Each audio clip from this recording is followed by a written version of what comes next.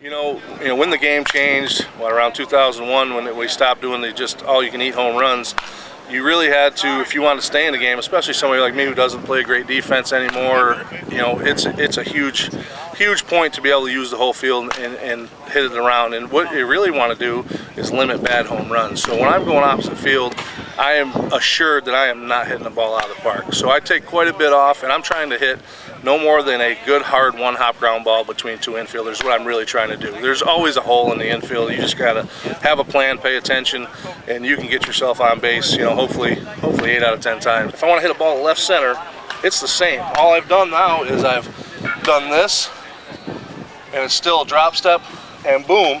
All I've done is turned, in essence, by dropping my left foot back, I've turned right center and left center into the same thing. The difference between a 380-foot bad home run and in a single is a quarter of an inch. And learning how to hit just some good hard ground balls. Everybody wants to look cute and think that a 3-foot line drive is the way to go, but we know through experience that that's not any way that you're ever going to be successful. No one's ever going to be good enough to go 8 for 10 hitting 3-foot high cutters between infielders. It looks great when you do it, but what you're better served to do is pick a hole and hit a hard ground ball between two people.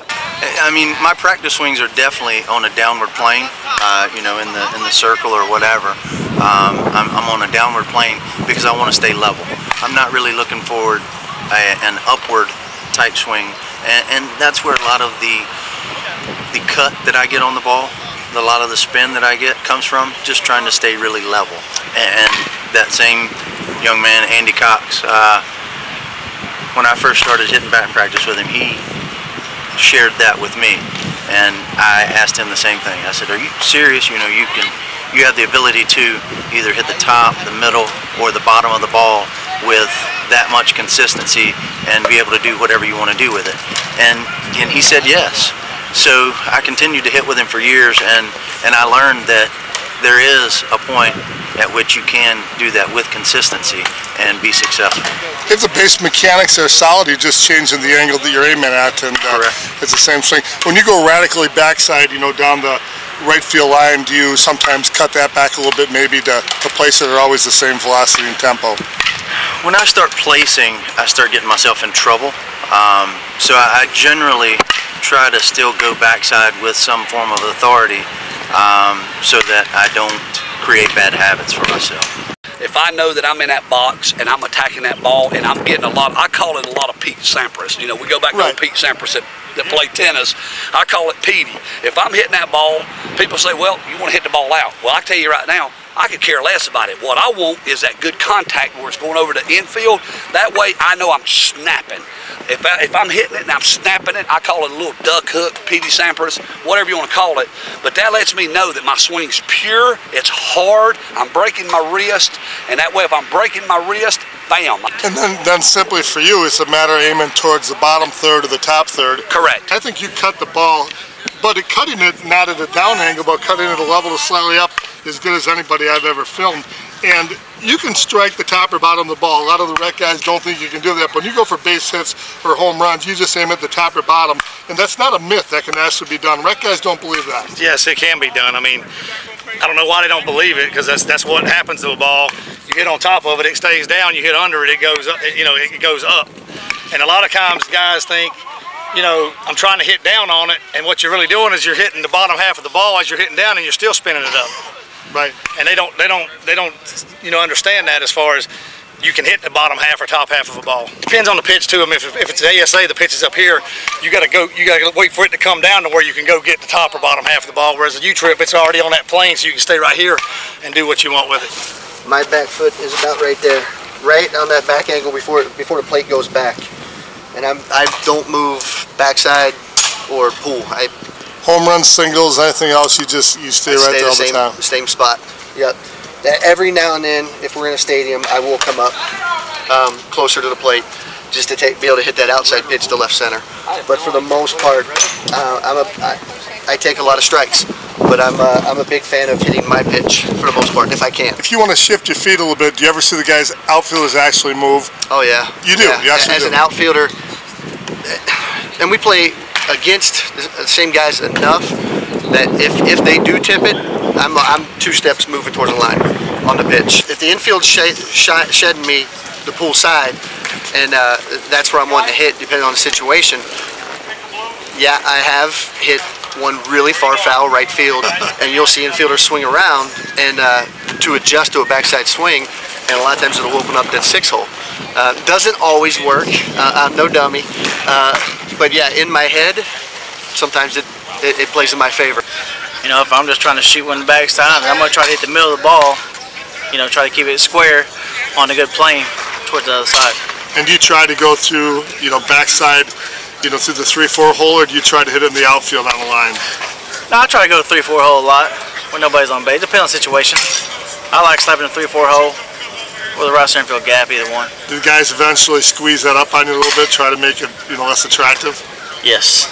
Then they open up the 5-6 hole. And I feel like that part of the last little snap is that little much extra pop you could get, like say power and the bat speed that it'll torque out. Right, and it gives you the consistency to hit the top or bottom, because that's going to follow the path true. It's not going to die and maybe exactly. drop. Yep. Do you swing with the same velocity on your swing all the time for home runs or base hits, or do you cut it back for base hitting? I try to be like, I'm within, from testing that I've done, within like 5 to 10 mile an hour, even when I'm going the third base line backside, or I'm free swinging and hitting a home run.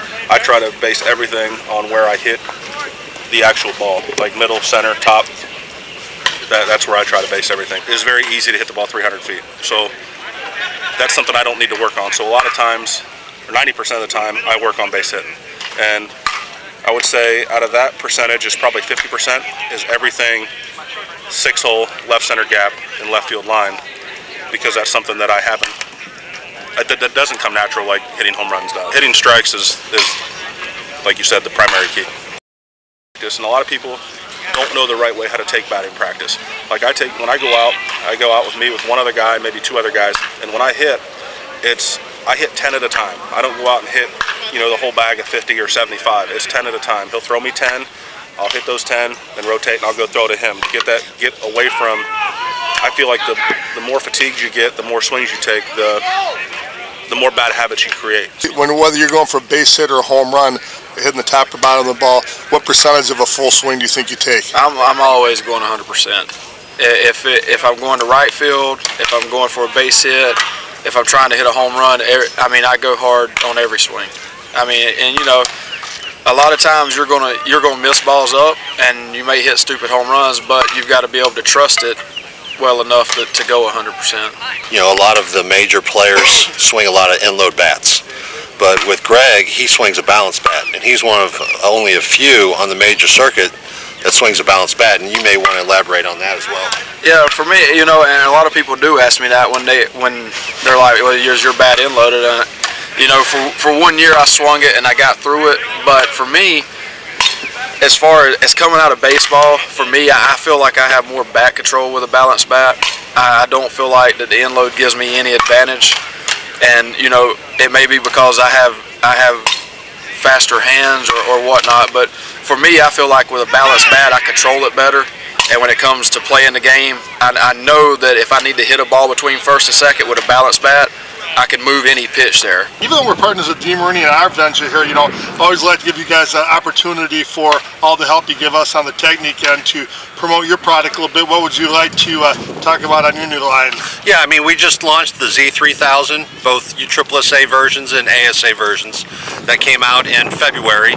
And to date, we've had really good success with it. And it's nice to work with a guy like Dennis Turner, isn't it? Dennis is one of the best, man. I can't say enough good things about Dennis. Anything that anybody needs, he tries to be as good as he can to everyone. Not just me, but anybody out there. He tries to do the right thing as best he can to help everyone out. Yeah, from a durability standpoint, we always have felt that we're probably the best in the game as far as durability goes, and we've got, within the last 3 to 4 years, a great mix of performance and durability now, to a point where our product line, we are extremely happy with it. All our offerings for 2014, we've actually introduced, we've got 4 high-end U-Trip models, 4 high-end ASA only models, and we launched our senior bat. This is what, the 4th year you've had a bat? Yes, this is correct. This is the fourth. The 2014 L2. It's got the 12-inch barrel, same as last year, same end load as last year. The only difference I'm finding right now is it's actually breaking in a little quicker. And that may be due to the cold weather I've had at home, but it's been good. It's the one we've been hitting earlier today, pretty much right on a wrapper, maybe 100 swings on it, and it's performing good. This is my new signature bat. This is my second one with Mike in. This is the new KF30. This is the new design. It is an Ultra Max, which is an 1.5 ounce end load. So what I've came to realize with this is you get so much, you have to almost slow down a little bit because that extra 1/2 ounce gives you that much more whip through the zone. But I've been hitting these since the World Series. I got them right the week of the World Series, and it's incredible. It's designed perfectly around my swing. I don't know what else I can say about it. I mean, the only thing I would give advice for someone who's going to be purchasing one is I've always swung a 28 the last couple years, and then with this having an extra 1/2 ounce end load, I stepped down to a 27.5, and it seems like I haven't missed a beat. So this is a new 2015 Derby, boys, and I just had it with me, just started letting some guys hit it around here, and I'm getting great feedback on it. It feels great. Guys are thinking the performance is amazing on it, and the new graphics are what I like. We've changed our whole new graphics on everything we make, and so our whole line of, we got the new Bryce Oliveira, we got a Chris Greinert bat coming out, and it's all with new graphics and just a whole new line with the G3 resin that we've got. The bats hold up better and still don't lose performance. One of the funniest guys I see at camp, and one of our favorites here is Mike Cornell. Corny, tell us a little bit about the product you got for the new year. Well, we came out with the legit bats last year, and you know, the question we always get is this bat different than the one we had last year? And the answer is yes. You know, we did tweak the fiber angles in these bats a little bit more for 2014 and 15. It gives you a little more of a sweet spot, a little more trampoline effect. They're hot right out of the wrapper. The reports we've been getting from the legit models has been phenomenal. And all the bats that Worth makes for you are your signature bats are the balanced versions. Are the balanced version, yes. The one this year, you know, it has it on the barrel. It's the balanced bat, the sick, and BJ's line of the sick is the end-loaded bat. This is actually my first bat that's end load, so I'm very excited about the Max end load because I like the extra end load on the bat. Corny must think you're a pretty important guy, you know, that he's, you know, helps promote you to have these bats all the time, huh? Yeah, he's I've actually known Corny a long time. We go back to '99, and you know, that's the way I like it. You know, you don't know somebody, you get to know him as a friend, and then it turns into business. It makes it that much easier because you're buddies, and he knows what I like, you know, and I know what he wants. Kind of a cool thing for you, though. You're a nice guy, and to think that, you know, now you've got the bat like Carl Rose and Wendell Ricard has to, so it's got to be kind of flattering and kind of nice to show the results of a good career so far. Great career. Oh yeah, it's when I started playing, I was actually swinging a Carl Rose. Well, I was a little bit before that, but then Carl Rose bat come out, and then I started swinging the Carl Rose bat. So it is kind of nice to look back on that, and it sort of looks like I'm in the, you know, the same shoes they was in, and that's, you know, it's an honor. Well, I can tell you that out of the wrapper this year, these bats are testing at about 280 to 290. Last year's models was testing 340 to 360. So, and the reason that's a big to do with the customer is you know, it don't take as many swings to break these in as it did last year's model. So we've done our homework with it.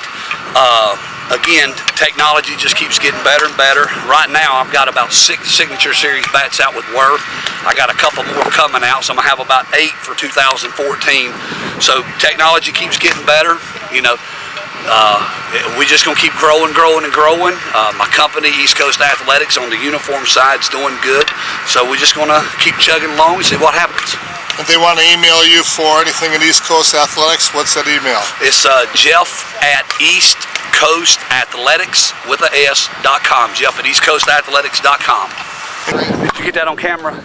I heard it. I got it. I mean, all these people talk about these Z2000s, Z3000s. You either need weapon number 1. Let me see that, Wegman. Let's see where's that. Right here. What is it, 1, 2, or 3? Measure in there. You got that right there, bud? You got your legit and you got your got that? whole mouth. Now come in here right here on that one. That's weapon number 3. There you go. Enough said. Well, Gene, we've been doing this for 10 years now, buddy. Congratulations on the 10-year anniversary. And who would have ever figured it'd turn out to be this wildly popular? After 10 years, I know, especially after the first one, Ken, when I think there was 34 of us that very first year 10 years ago. But and rain. And rain on, yeah, we had, of course, rain on all day Thursday, and everybody hung out in the local establishments watching the NCAA tournament. And, of course, but look what it's come in 10 years now. 2 weeks, 100 campers on each week, 13 pros, and 5 different vendors. It's been an awesome ride, and we're not ready to quit yet. We're ready for another 10 more years. The new facility, I can span right over here and see water right behind the fields. This has been fantastic, and I'll tell you the interesting thing is there's a lot of people I don't see the whole camp. I sit over on this field here and it feels like there's so much more room, and it's just fantastic. Well, 2 things on the new location. You know, for 9 years we were at Stradley Park in Cocoa, it became our home, but what we did is last year we surveyed all you campers. I mean, this is for the campers, even though it's our event and it's Softball Magazine Spring Training, it's these campers' events. So when we did the survey, it was loud and clear. They came back and said, we love your area, but we'd like to be closer to the fields, and we want to, you know, we want to be on the beach and closer to the fields. So what more can you can't ask for any more. We're 2.2 miles away from the hotel and 6 minutes. So, I mean, it's really 2 left turns and you're there. I thought it was 2.3 miles. I checked. Oh, 2.3, okay, I'm off 110. It must be the salesman in me. And the pros here, Gene, whether you want defense, hitting, or just kind of hang out and pick a pro's brain, ask them a question you never had a chance, it's an opportunity that's a one-in-a-lifetime for many of the campers. Well, absolutely, because what we hear for the pros, they love it just as much. Not only do they get to come down and swing and knock their rust off, but they love what they, giving back to the game. They like to see a camper that they start on Thursday afternoon that may not be hitting the ball right, maybe not connecting right, and by Friday afternoon he's in the scrimmage game hitting his first home run. I mean, that is so rewarding to these pros of what they get back on that, and they just love it. They just eat it up. I'm very happy to get the positive feedback on how people enjoy being here. But taking a step behind that, it's the people who work full-time at Softball Magazine that really makes this happen. That starts right at the top with Gene Smith. He's a brilliant entrepreneur who just happens to specialize in softball. Bob Gray, the National Advertising and Promotions Director, he's hands-on across the board. All the way through the rest of the staff, they're the guys that really make this event happen, and it's a wonderful team effort, and it's a privilege for me to get to be part of it every year.